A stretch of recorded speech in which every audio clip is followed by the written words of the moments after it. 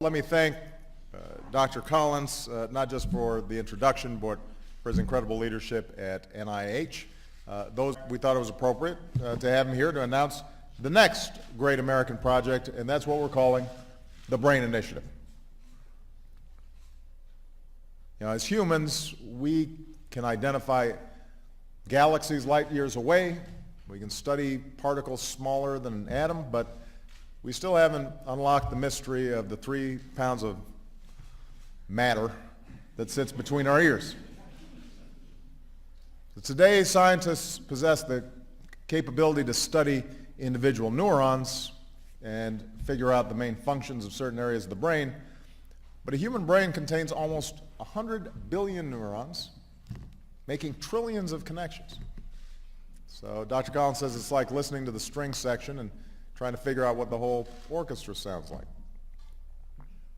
So as a result, we're still unable to cure diseases like Alzheimer's or autism or fully reverse the effects of a stroke. And the most powerful computer in the world isn't nearly as intuitive as the one we're born with. So there's this enormous mystery waiting to be unlocked. And the Brain Initiative will change that by giving scientists the tools they need to get a dynamic picture of the brain in action and better understand how we think and how we learn and how we remember. And that knowledge will be transformative.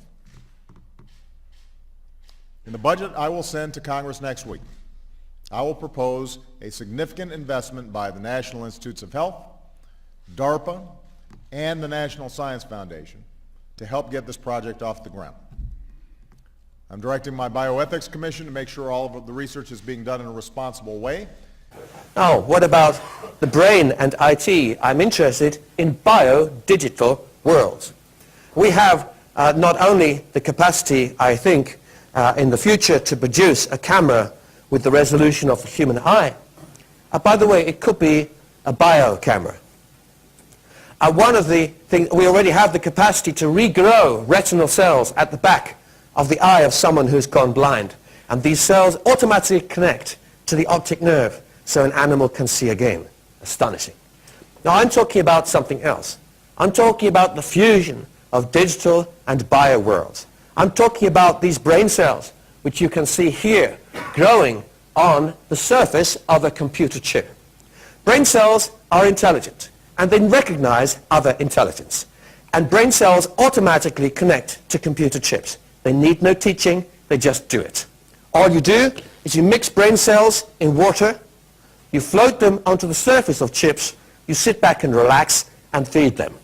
And if you do that, you will find quite soon that electrical signals start to be picked up by the chips.